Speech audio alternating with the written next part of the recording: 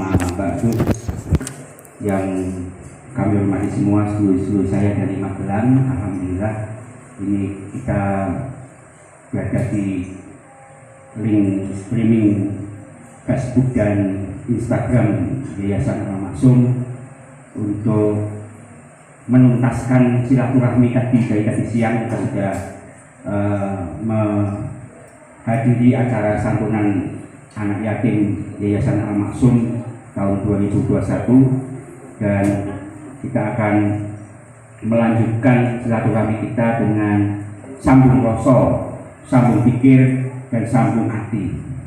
Karena mau hanya sebatas ketemuan lewat telepon ya bisa, telepon-teleponan ya ayo bisa. Tetapi kita hari ini kita streaming, kita sapa juga saudara-saudara kita yang di sosial media. Alhamdulillah di Yayasan Al-Maksum ini akan mengadakan dialog kebangsaan. Ini tema yang sangat besar, tetapi sejatinya adalah membaca diri kita. Jadi kita ngomong bangsa ya jane ya urusannya ya pribadi.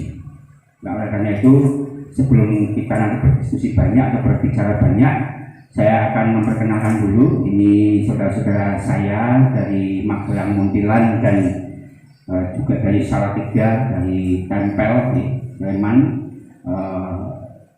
di Mandegani sama Panglima Laskar Front Aliansi Umat Islam Bersatu Jateng DIY, Komandan Anang Imamuddin yang berada di samping kiri saya ini, dan alhamdulillah bersama bapak-bapak ini para laskar bersilaturahmi di Yayasan Al-Maksum.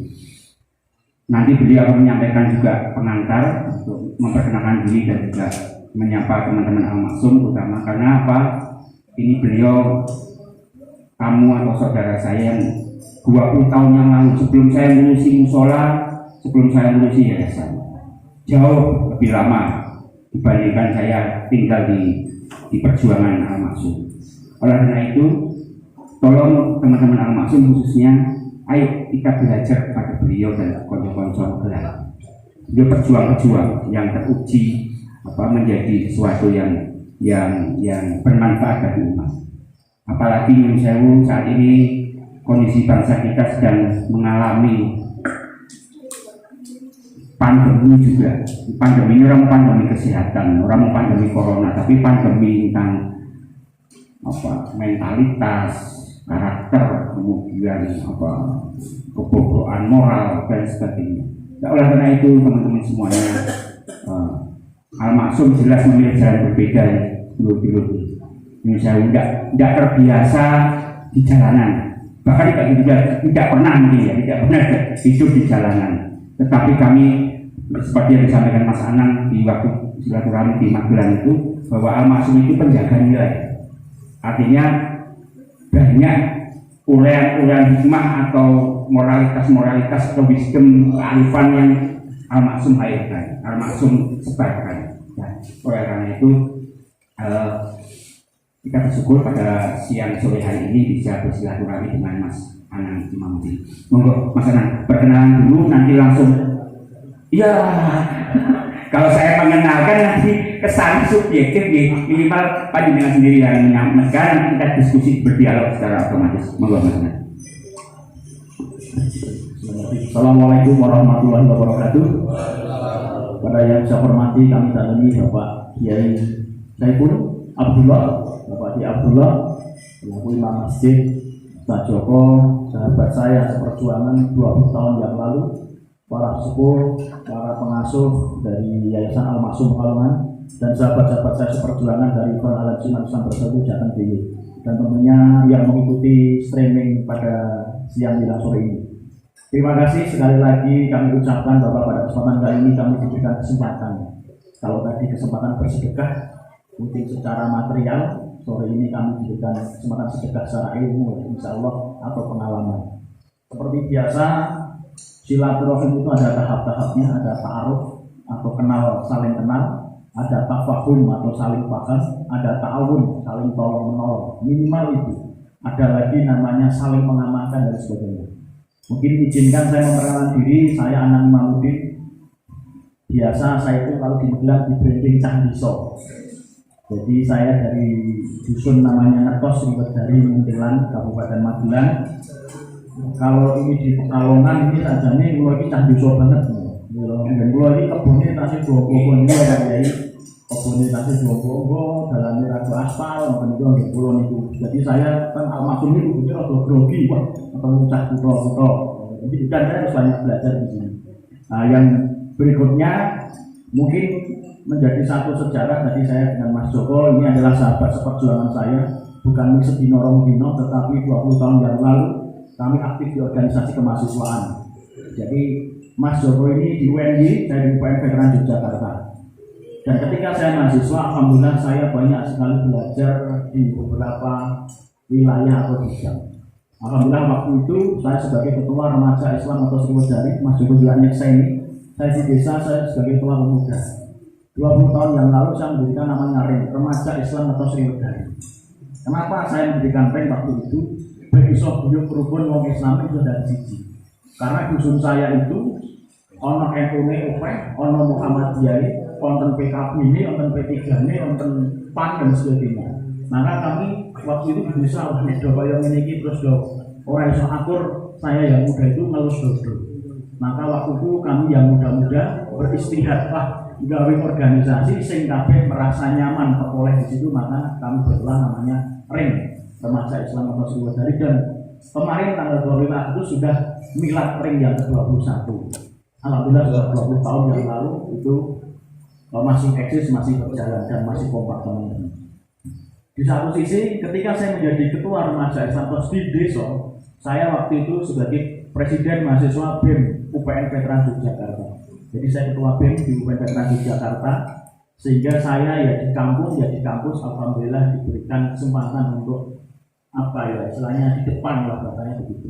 Yang ketiga, saya waktu itu bersama Mas Joko itu ngenger atau ya dianggap santri ya bukan, dianggap ini ya, tetapi saya berproses dengan Mas Joko di Jamaah Ma'iyah Yogyakarta, yaitu yang diisui oleh MH Nasib atau Cak Nun. Jadi dulu saya itu dengan Mas Joko yang selalu dipakai sama Cak Nun di forum-forum pengajian beliau. Bahkan dulu itu kalau pengajian Cak Nun kanan kiri ini nggak pernah kenal, kami dulu membuat namanya forum silaturahmi Jamaah Ma'iyah seluruh Indonesia. Nah, Mas Joko ini selalu dijuluki sama Cak Nun anak yang bilang, ya atau Mas Joko signifikan begitu. Kalau saya sama Cak Nun dijuluki kuda liar. Kalau itu sejak dulu angel kandangane dondongan wis duwe parok belas hobine jumu. Saya dulu pernah menurunkan bendera setengah tiang di sana Presiden Yogyakarta Gedung Agung. Pulau Numpak Pager tak tunduk bendera setengah tiang ketika waktu itu Presiden menaikkan harga BBM taruh dalam dan sebagainya. Pulau diancam 9 bulan penjara waktu itu. Jadi itu sisi-sisi lain lah. Makanya Cak Nun mengatakan anak itu kuda liar. Nek dikendalikan angel kecuali pawang kan begitu. Pawang saya dulu namanya MH Nasib itu.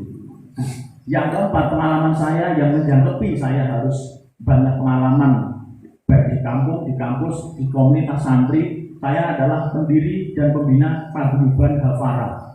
Niku paguyuban pemulung, pengamen, pengemis dan anak jalanan Malioboro.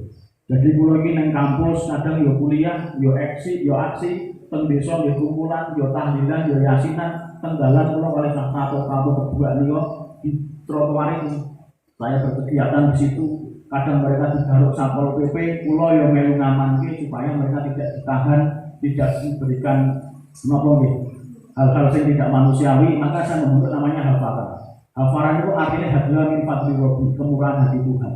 Maka bocah-bocah itu sing preman, bentuk, pengemis, pemulung, setiap bulan melojak selawatan di halaman gereja Kota Baru. Mas Joko mungkin ingat.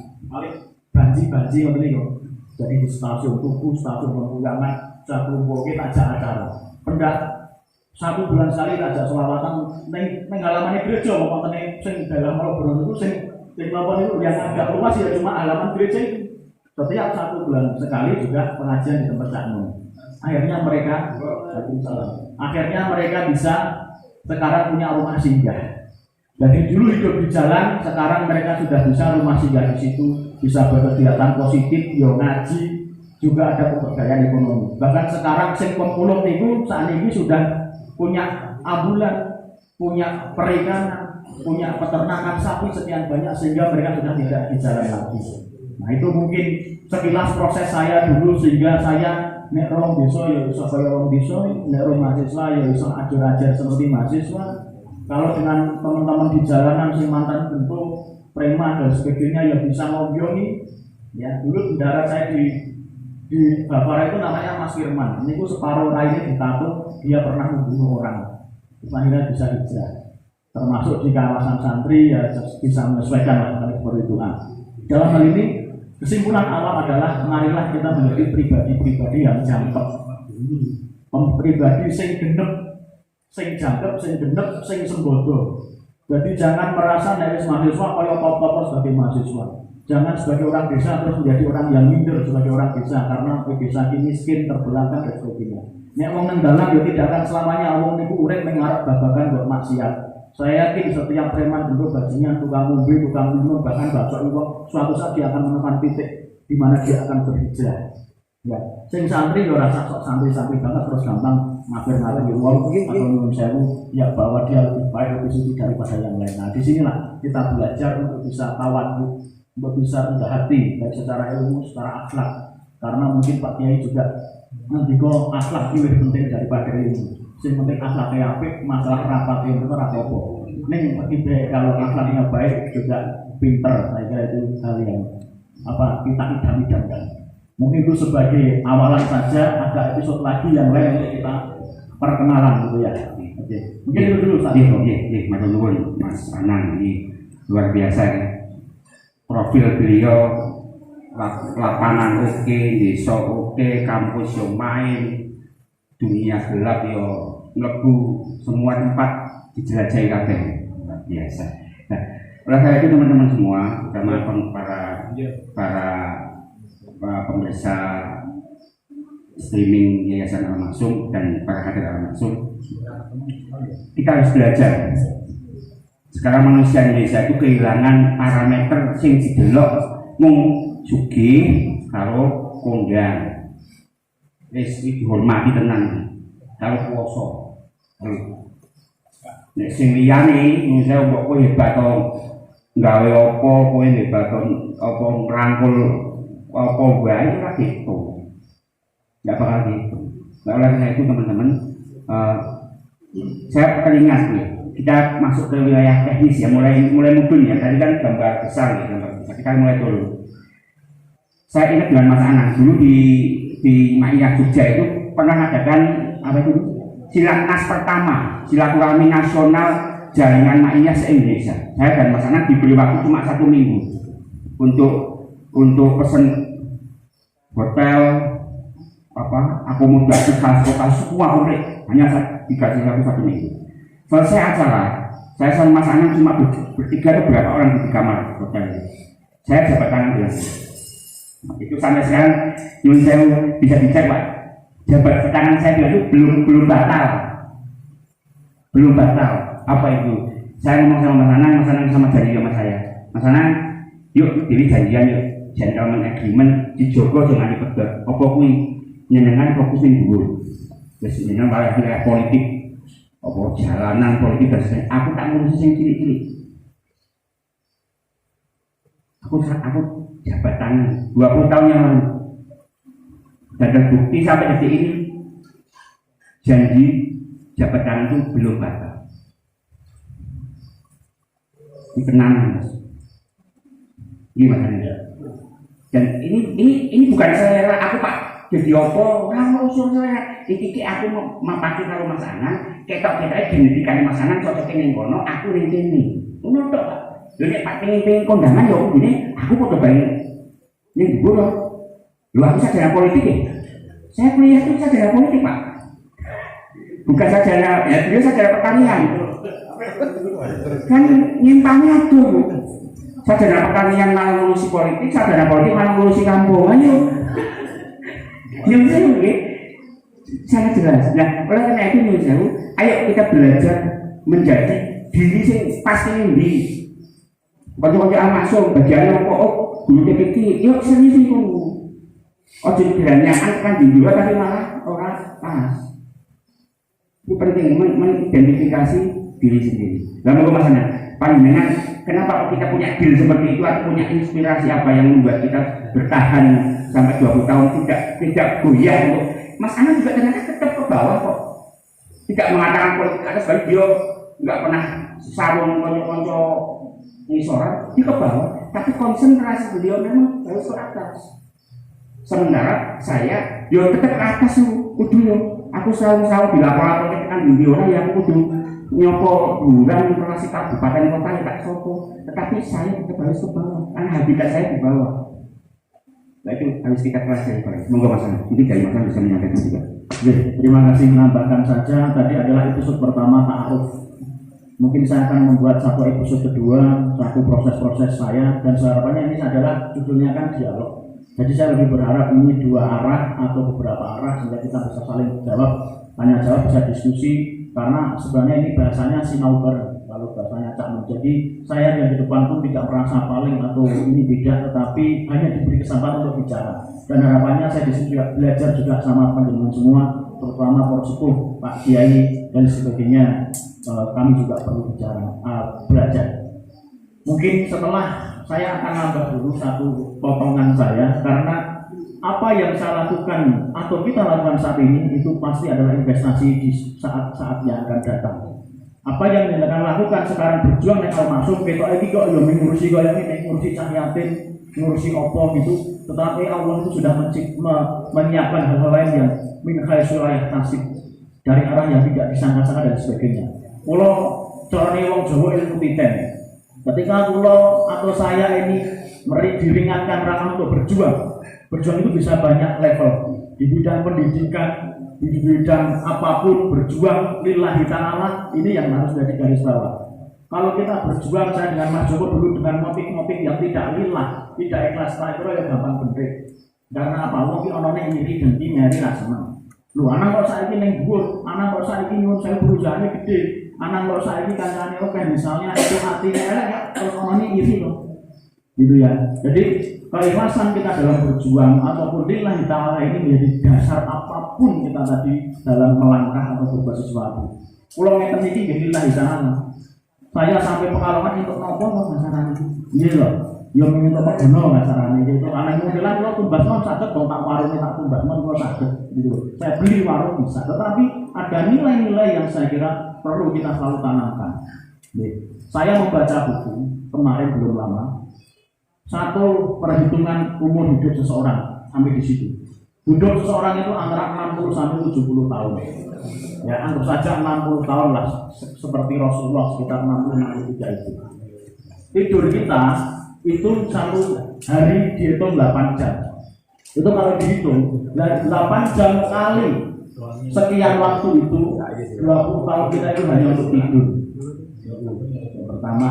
Yang kedua, ada namanya mandi, ada namanya cuci baju dan sebagainya itu sekitar 4 tahun 3 tahun.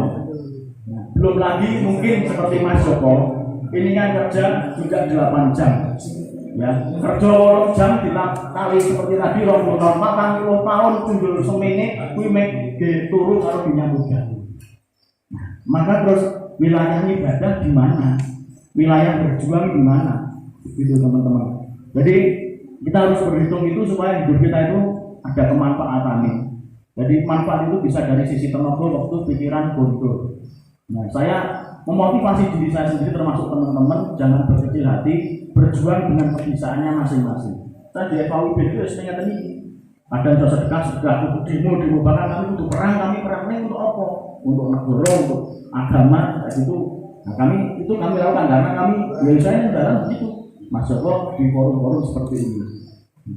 Mungkin saya tambahkan lagi, setelah saya dulu episode pasca saya lulus, saya dulu di LSI, Lembaga Survei Indonesia dan Lingkaran Survei Indonesia. Saya menjadi area manajer jatuh diri dan saya menjadi supervisor LSI seluruh Indonesia. Saya diberi kesempatan untuk keliling Indonesia dari Sabang sampai Merauke. Pekerjaan saya itu adalah menjadi konsultan politik, calon bupati, calon wali kota, calon gubernur, calon DPR, bahkan calon presiden.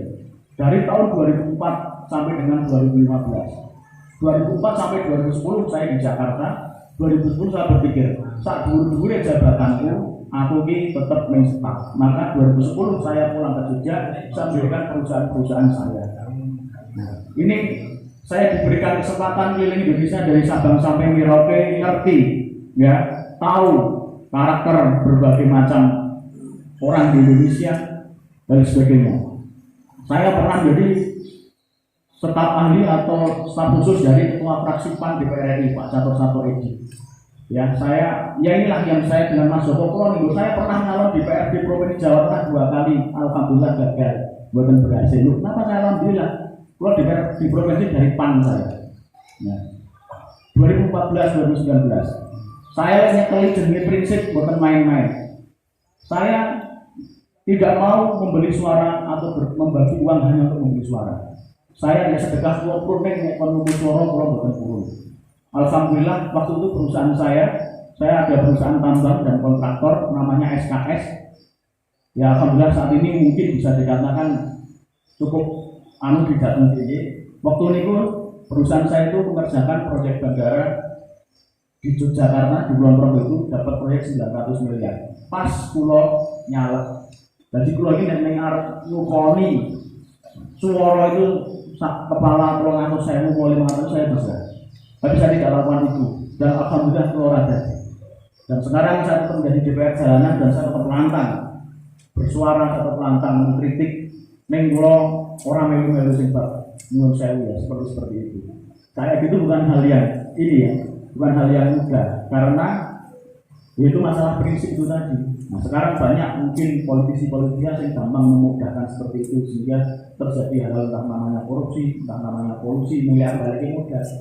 Nah, di sinilah tadi disampaikan goblok Indonesia, remu Indonesia itu ya karena entah penguasanya, entah pemimpinnya semua urusannya yang bab dunia. Nek al-maksum dengan urusannya kira-kira bab dunia atau bab akhirat nih. Insya Allah bab akhirat nih. Orientasi harus tetap akhirat dulu, nanti dunia itu ngikuti. Ya, saya juga menandaskan ke teman-teman FIB, Anda harus punya filosofi bekerja untuk Allah. Sehingga gaji dan Gusti Allah. Rumah sana nek gaji dengan ini berduit. Awak sehat itu yo gaji. Putrane do sehat yo gaji. Keluarganya ayam tentrem yo gaji dan sebagainya. Nah, kami mulai meningkatkan pemahaman teman-teman saya ini ngadon ya semua itu. Demo makan apa ya insyaallah lillahi ta'ala ya yo bekerja Allah. Sedekah makan, silaturahim makan begitu. Saya kira di Al-Maksum juga nilainya itu pasti sudah ditanamkan. Cuma perlu kita kembangkan, kita perlu sadari perasaan gundel yo tidak wae kali gundel gitu dengan rasa syukur dengan merundel atau mungkin banyak memberiku mungkin begitu. Nah ini agak lari sana lari sini tidak apa-apa ya. Saya malah ingin justru teman-teman semua bisa menyampaikan pendapatnya Ustaz Wawan, Ustaz Sukron atau Ustaz Musik. Monggo silakan Ustaz dibantu mic-nya. Nanti kalau kurang lihat profil saya itu googling di Google anak Imam Udin. Yang kedua, YouTube saya di desa saya ada namanya Universitas Pemuda Desa Indonesia, Universitas Official. Ada kampung wisata desa. Dan seperti itu yang saya lakukan. Ya sehingga kita lebih kenal sehingga dengan mungkin bisa diskusinya bisa ini gontak pokok. Mungkin monggo percaya. Ya, matur suwun atas waktu yang diberikan kepada saya.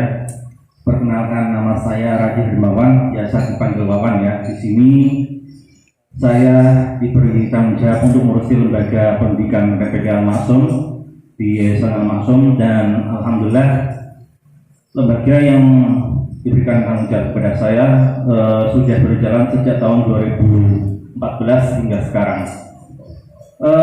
Sangat menarik ya tadi profil atau ta'aruf yang disampaikan oleh Mas Anang dan juga saya pernah beberapa kali diajak Mas Joko ketemu Mas Anang baik di Jogja ataupun di Magelang kayak gitu untuk acara-acara makyahan kayak gitu. Nah dari dialog tadi yang disampaikan beliau Mas Anang itu saya itu kok sangat takjub dengan sedulur-sedulur yang ikut banyak kan judulnya kan di sini tokoh pemuda Jawa Tengah. Tapi kalau saya lihat usianya itu di atas saya semua, tapi semangatnya memang pemuda. Nah, saya itu penasaran dengan panjenengan semua. Kalau tadi motivasinya udah disampaikan ya, agama dan negara. Nah, untuk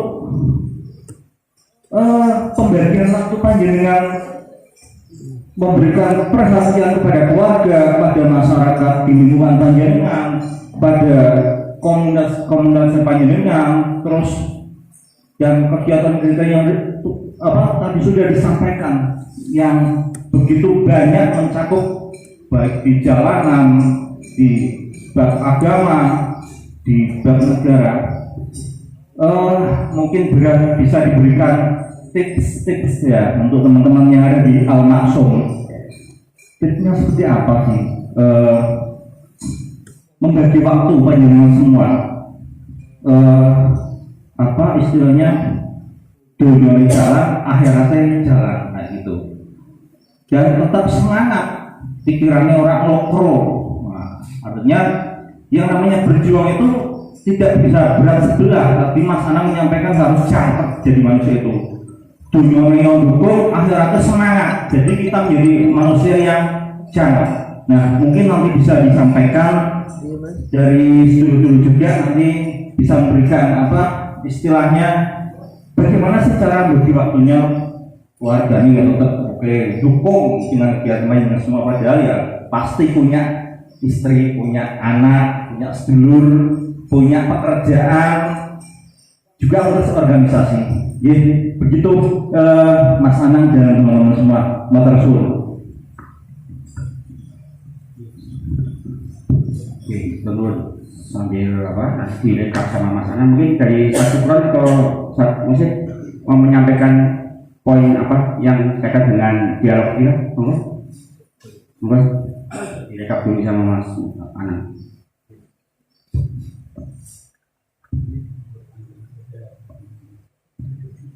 Sebelumnya matur nuwun Mas Joko. Sebelumnya perkenalan dulu nih, saya Muksid, saya di Al-Maksum menjabat sebagai lini sosial media yang biasa bikin flyer dan lain sebagainya. Dan yang terbaru ini kita akan channel YouTube sedang merintis sedikit demi sedikit. Pertanyaannya kan tadi ada dua hal paling yang saya tangkap. Pertama, kalau saya sendiri untuk menemukan otentisitas. Jadi kadang orang itu menemukan otentisitas itu orang kesulitan juga. Kemudian saya itu posisinya di mana sih? Kemudian kemampuannya apa dan sebagainya. Ketika saya menemukan itu, yang kesulitan berikutnya biasanya endurance atau mungkin ketahanan, keistiqomahan. Iya. Biasanya ketika kita berjuang, mungkin awal-awal kita punya idealisme yang sangat kuat, iya. Cuman endurance atau mungkin ketahanan idealisme, kekuatan idealisme itu sampai mana? Yo pasti kan, mesti ada pengaruh juga pribadi. Pasti itu ada bagaimana kondisi ekonomi dan sebagainya. Cuman agar idealisme itu, agar keistiqomahan berjuang itu tetap ono lah, tetap bertahan. Karena yang kita alami ketika kita awal-awal niatnya kan dong, tengah-tengah ada satu dua rintangan, itu akhirnya untuk padam itu mungkin yang misalnya satu awal. Terima kasih Mas Awan dan Mas Muksid atas pertanyaannya. Saya mencoba menjawab, tetapi tentu jawaban saya bukan mutlak ya, tetapi semua orang punya kasus masing-masing, semua orang punya permasalahan masing-masing, tapi paling tidak ada intisari yang itu bisa menjadi satu pegangan. Jadi tadi masalah manajemen waktu, saya kira manajemen waktu ini menjadi hal yang sangat penting bagi seorang aktivis. Saya alhamdulillah sejak kuliah itu saya sering, karena saya dulu membaca buku juga namanya manajemen waktu. Waktu ini kan hal yang tidak bisa kita ulang, hal yang tidak bisa kita beli. Sebanyak apapun jenengan duit, rasa nunggu waktu. Sebanyak apapun jenengan punya kekuasaan, tidak bisa membeli waktu atau memberikan waktu. Maka manajemen waktu ini hal yang penting. Contoh kecil saya dulu. Jadi satu hal yang juga perlu menjadi catatan. Jadi kalau kita dalam satu komunitas, saya selalu menanamkan, terutama bagi saya dan komunitas saya, satu big berpikir besar. Yang kedua, small action atau lakukan yang kecil-kecil. Yang ketiga adalah do it now, lakukan sekarang. Ya, ini sing sok tanam. Jadi al-maksum harus berpikir besar. Terus mulai dari yang kecil-kecil, orang ujung gede, orang ujung kecil langsung lain nggak ada. Terus lakukan sekarang. Ini harus jadi dasar dulu. Terus disitulah nanti akan ada namanya manajemen waktu. Mulai al-maksum di apa ini secara organisasi dulu ya, masa istilahnya setahun, 2 tahun, 3 tahun dan seterusnya. Saya dulu ketika mahasiswa, saya itu punya catatan di buku saya, hari ini saya harus ngapain gitu. Waktu itu, oh ini harus ke perpus dulu, pinjam manu, terus bimbingan, terus apa itu saya coba untuk mengenai diri saya sehingga saya mengatur diri saya. Yang bisa mengendalikan diri saya, yang bisa mengatur diri kita adalah kita sendiri, bukan orang lain. Ini saya kira menjadi hal yang penting juga, biar orang direh ruang lihat, tapi kita tahu. Terus juga ada namanya skala prioritas mana, kita harus bisa, oh ini singkat prioritas, ini sekunder, ini tersier dan sebagainya. Jadi walaupun aktivis juga saya kira tidak terus pabrik, ini ya sehingga nanti ada hal yang terkalahkan. Tapi bagaimana seorang aktivis ataupun leadership itu dia ada namanya manajemen, ngatur. Saya sendiri alhamdulillah kalau saya dengan keluarga saya dan istri saya itu kenal sejak dulu sehingga paham kalau saya itu seorang aktivis sehingga dia tahu bahwa segalanya ini itu sudah paham. Cuma hal ini kan harus kita mulai dari diri kita, dari keluarga kita, lingkungan kita, bagaimana kita mengatur waktu, skala prioritas.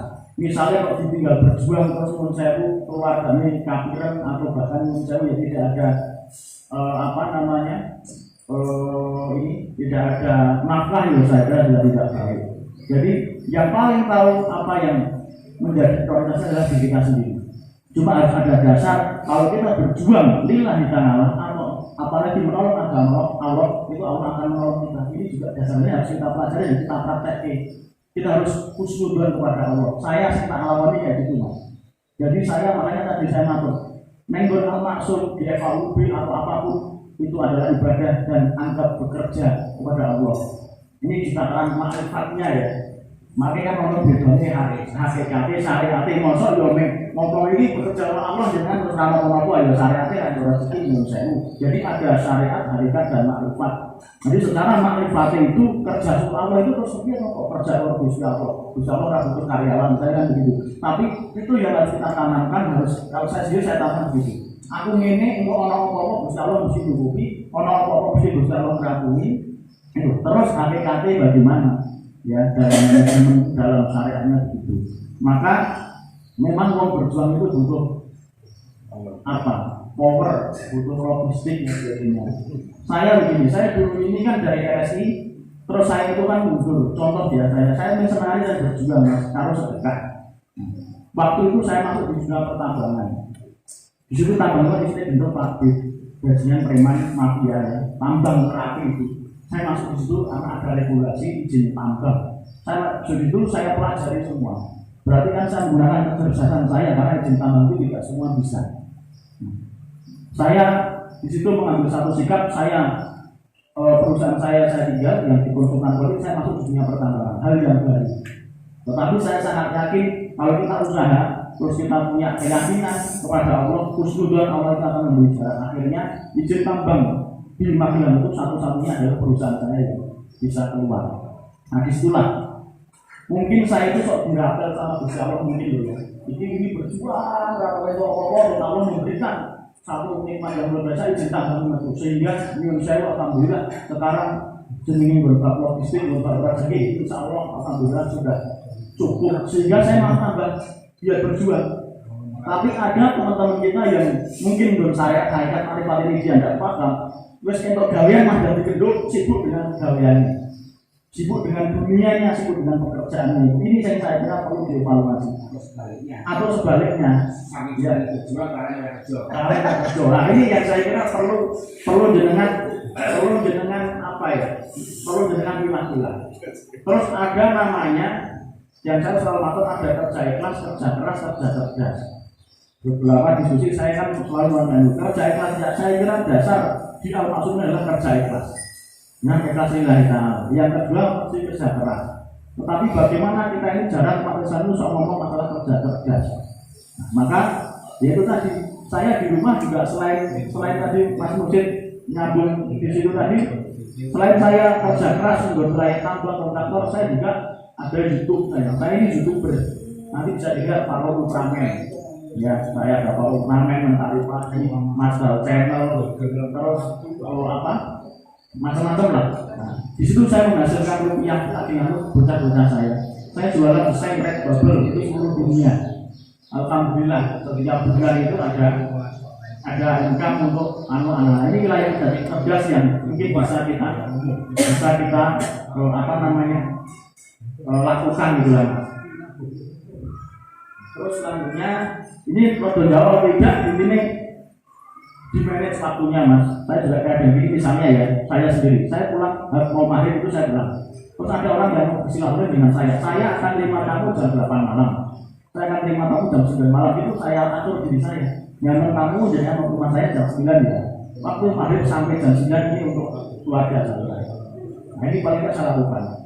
Terus masalah nomor rezeki, wes pokoknya saya doktrin kepada istri saya, aku lupa yang pengalaman, aku yang berjuang. Aku segera saya yakin insya Allah itu akan rezeki bagi kita baik lain mau balik. Nah, kepahaman untuk keluarga kita harus kita tanamkan bahwa itu bukan piknik, itu loh Mas Jolo piknik, apa-apa itu. Nah kayak gitu saya lakukan.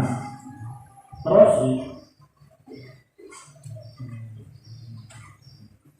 mungkin nyambung ke manusia tadi masalah otoritas ya kita berkarakter ini memang kadang tidak mudah, tapi semua itu kalau kader itu ditujukan atau dasarkan pada Allah, insya Allah kita harus punya prinsip. Kadang menurut saya nek wis wong pinter orangnya keminter, nek wong supir orangnya semugih. Walaupun dulu mungkin saya dengan Mas Joko pulau ini dia tidak astar Mas Joko pakai brand lumayan lah gitu ya. Saat ini tertinggi pulau SS yang cilik orang tolongan 300 truk, yang tronton ada ratusan truk, yang molen ada 50, hampir 100, alat beratnya itu 50 dan sebagainya. Ya. Apakah saya bergeser terus ke supugeh? Tidak. Itu yang dititipan besar kan begitu. Kita mengenai amanah-amanah seperti apa? Keminter, misalnya dulu presiden mahasiswa. Ya, saya dulu lulusan terbaik UPN. Saya dapat karya cendekia, saya kumlot, ya. Apakah ketika di dusun di kampung saya terus mampu kan banyak seperti itu. Tapi enggak, saya atur aja, saya foto kancane. Kalau yang menecakkan piye kalau cah cilik itu jadi cilik, kalau cah gede itu jadi cah gede. Bila kalau normal dia makan panglima ini, kalau mesti tak teleponan. Mana masalah? Ya. Kalau dulu waktu zaman apa itu Pak Prabowo kalau program ya Pak Prabowo Mas Sandiaga yang menemani saya. Mohon maaf nih, dengan Habib Rizik dan saya ketemu dengan Habib Rizik di Mekah. Ya, benar. Tetapi nerota gede atau main gede, nerota cilik main cilik. Tapi kadang kita itu berubah. Nerota cilik atau gede, nerota gede juga nimbat. Nerota rasubi, buat bupati, kue ini mas pelayan, kue mas kesampian ini mas. Menurut saya kalau di Magelang begitu mas. Bupati DPR itu, lu sampai ini pelayanin saya. Bupati itu tidak menurut saya tergantung kursinya sama mejanya tak wale-wale. Ya kan mas. Ini sampai ditemani rakyat itu mahal, kayak gitu mas. Tapi kan kayak gitu belajar untuk nyali, untuk ini harus diatur. Kenapa nggak mau PPKM promosi masyarakat atau angka-angka seperti menjewa itu sebenarnya waktu dimundilan itu ayo, nah itu jelas masuk. Nah pas ini loh, paling enggak 3.000 loh teman-teman laskar itu ada yang kalau itu, yuk di sini Kapolres sebenarnya yang menang guys. Ini lama-lama kami bangun power. Nah, istiqomah itu penting mas. Istiqomah itu kalau kita itu rakyat ikut lalu kira-kira semarang kita itu keluar dari istiqomah itu. Misalnya saya ini seorang aktivis, saya sedang mengkritisi bansos di Kabupaten Magelang. Ada setiap keluarga penerima manfaat itu 200.000. Ternyata setelah kita selidik mengintor 100 juta itu. Saya kritik terus, bahkan saya demo. Nah, terus saya mau dikasih uang 150 juta per bulan, bukan menang. Tidak usah demo. Suruh diem saya akan dikasih uang 150 juta per bulan biar tidak demo. Masalah pasar bulan sama dikasih uang 2 miliar sama uang ini dan ternyata armada. Artos itu kalau dengan bilang itu saya suruh diem nggak sih gitu. Tapi saya tidak pernah, saya bukan cari itu. Misalkan seorang aktivis ataupun ini godaannya banyak. Dan seperti itu aktivis lingkungan itu tidak mudah. Terus juga saya tambahkan bahwa seseorang yang punya nilai itu dia itu selalu ditempa oleh apapun. Karena orang yang punya nilai dia ibarat berlian. Berlian itu cilik, digosok, kronolog gosok ini, tapi dia harganya mahal. Ya. Jadi ketika dengan di Al-Maksum itu kok koyok ini orang itu donatur itu apa jangan sudah ditempat. Jadi jangan bersuudon bahwa uang elemen kalau bisa kalau terus berjual kalau dinilainya kalau dibantu bisa kalau itu jangan begitu. Semua dihusnudon ini semua akan jadi tidak. Nah jangan ada bingung sih biasa ada dia pikir kemarin dengan ngecor ya. Tapi kalau jenengan pengen jadi berliannya jangan di tempat kanan tempat kiri sehingga ada di gosok sana gosok sini jadi kecil tetapi terbenarlah. Berlian itu mau ditaruh di lumpur dia akan tetap berlian, dia akan ditaruh meja dia tetap berlian. Berarti Anda orang yang punya nilai. Harapannya kita belajar lah, jangan menjadi manusia kerikil kan gitu tadi. Alhamdulillah. Ya. Untaiannya mantap nih. Jadi kajiannya berat. Kalau kita diajari kita ilmu hidup. Jadi wong itu karakter. Waktu gampang silap dengan dunia. Masa anak ini tetap utuh lah. Karena 20 tahun yang lalu dengan sekarang sama nggak bu? Bayangan ini kan nggak kenal perlu untuk sepeda sendiri apa iya sih ngocak uang itu suge kok kapal apa kita kesana sana. Nanti kita nyuruh izin nanti jumahannya di tempat dengan ke teman-teman almarhum biar rombongan ke sana. Biar tahu persis jangan cerita dari saya, cerita dari mana saja. Jadi biasa. Jadi tidak ubah karena kekayaan. Dia pintar kumplot, ben pintar. Jika orang lainnya, ya, kalau pekerjaan maksud yang mungkin secara ekonomi, secara kecerdasan, secara status, secara di bawah dibanding Mas Anas. Jangan belajar lagi. Cari belajar terus, Mas Bagus. Ini kan kita yang bagus. Rani, siapa mana siapa? Di luar. Ya. Belajar terus. Jangan seperti kata dalam tempurung. Ayo. Ini masalah menceritakan bahwa dia hidup di mana-mana. Bisa. Makanya kapasitas untuk pembelajaran harus ditingkatkan begini. Seperti itu. Kemudian menyambung tadi yang disampaikan Mas Anang bahwa di Al-Maksum memang diajarkan untuk tidak seuzur dengan peristiwa ini. Kita di demo, di terfoto, tawur ini, saya tahu dengan orang kita. Ya saya tahu bisa ini wajah-wajah lucu kok tawur Pak Bang mati. Dikeroyok ini, maksudnya dikeroyok orang 8 di sini. Anak itu berlatihan yang ngono juga. Tidak ojo meneng. Aku sangat tersinggung, aku sangat keras Pak. Ojo tidak, ojo meneng.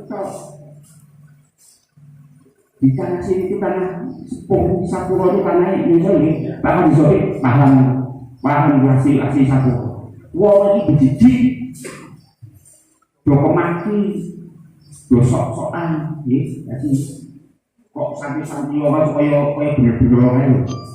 Lah nek orang main tenanan ora serius, tidak kenal terus sampai kotor.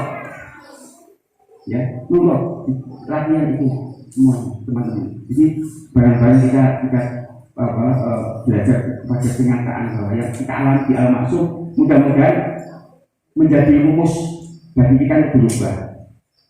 Kita punya ahli di Magelang luar biasa. Jadi kalau popok kita ke Magelang tuh, nggak apa-apa. Beliau masih jamu lah. Bahkan kita sempat beberapa kali ke sana dikalahin makan hotel sih daripada tengah malam pulang dulu.